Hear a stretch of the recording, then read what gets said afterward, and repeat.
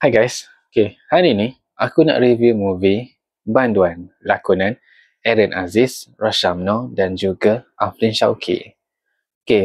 Untuk movie ni, aku baru tahu movie ni adalah remake daripada filem Tamil Kaiti yang dikeluarkan pada tahun 2019.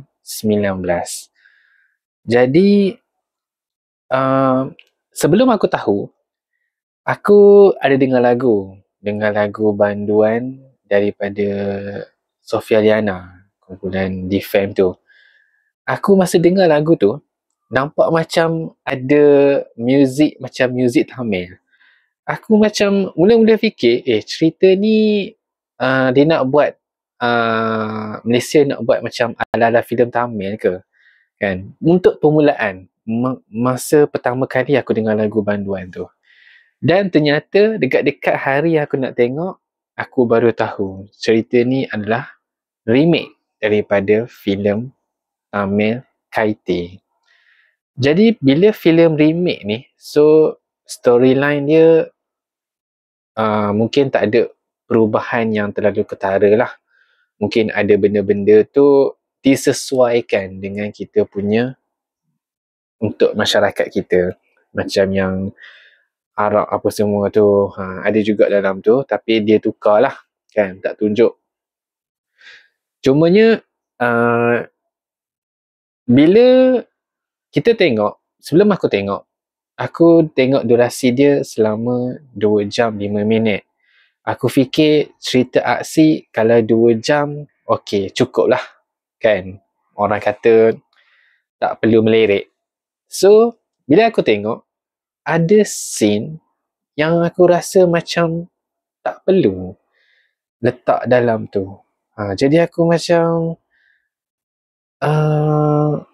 kadang-kadang bila scene tu tak perlu aku tengok, dia akan jadi rasa bosan.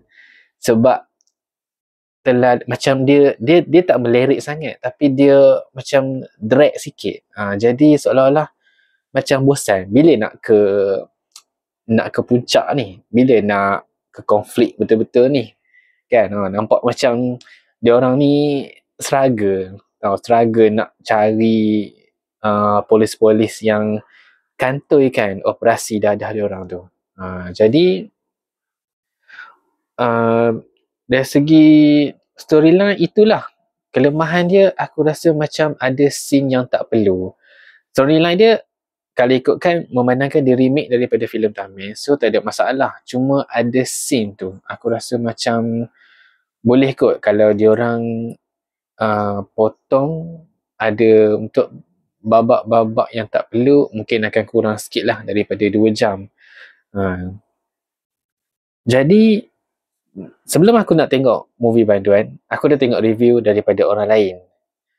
Yang pertama, dia kata lakonan aksi Aaron Aziz agak lambat.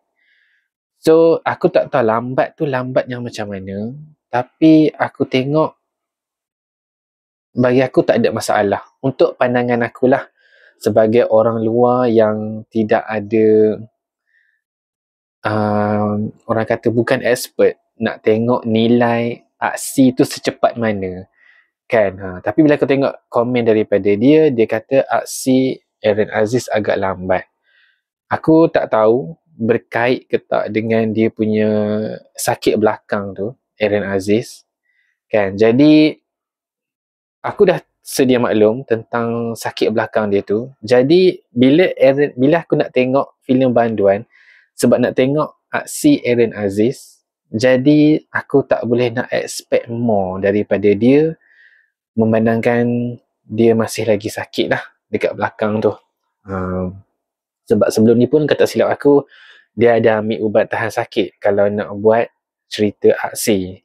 Jadi bagi aku, walaupun kita tahu dia sakit belakang, tapi bagi aku Aaron Aziz dalam tu, dia bagi sepenuhnya watak tu untuk dalam cerita ni. Jadi tak nampak lah kan. Kita pun memang sedia maklum, tahu dia memang terkenal dengan filem-filem aksi. Jadi bila ada kekurangan ni bagi aku tak nampak sangat lah. Tak nampak sangat. Aku tak tahu pandangan orang lain macam mana. Mungkin orang nampak dia agak lambat ke apa ke. Jadi kita pun tak boleh nak mengharapkan memandangkan umur dia pun dah umur berapa, nak compare waktu dia muda dulu dan dengan pelakon-pelakon muda yang lain. Jadi bagi aku, aksi Aaron Aziz tak ada masalah. Masih lagi, orang kata, masih lagi padu lah. Kalau korang tengok, masih lagi power dia punya aksi dalam tu. Dan aksi dia tu pun, kalau korang biasa tengok filem Tamil, macam tu lah. Filem Tamil dia. Cuma disesuaikan dengan kita, dengan aksi kita. Tak adalah nampak macam tak logik kan.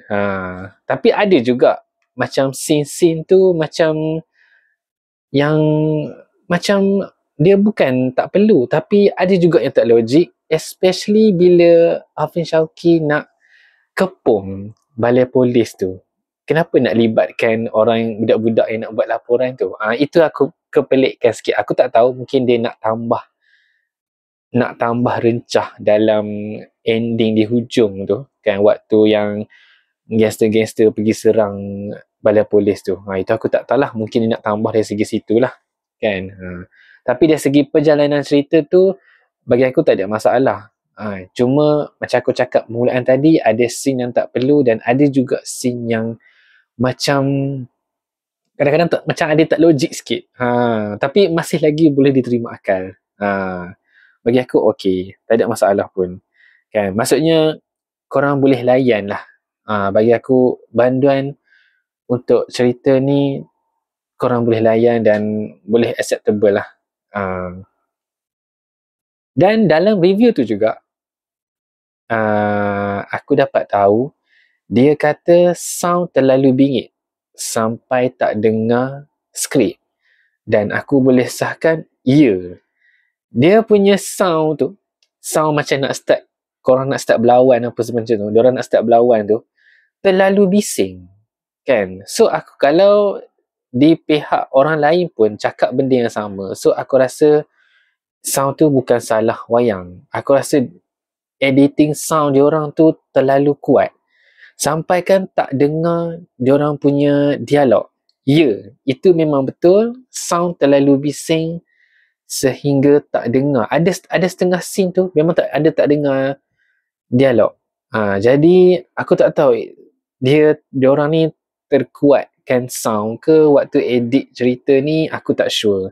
Tapi aku nak cakap muzik dia memang terlalu bising. So untuk budak-budak yang masih kecil, aku tak sure lah, mungkin tak berapa sesuai lah kan. Tapi mungkin akan datang diorang boleh betulkan balik lah kan. Kena aware tentang sound, sebab untuk filem banduan ni terlalu, dia bukan bising tau, aku dengar hari tu macam bingit, especially bila dah ke ending nak mainkan lagu Sofia Liana tu.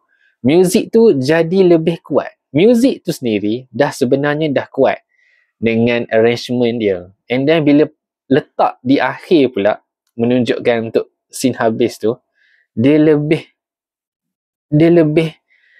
bingit.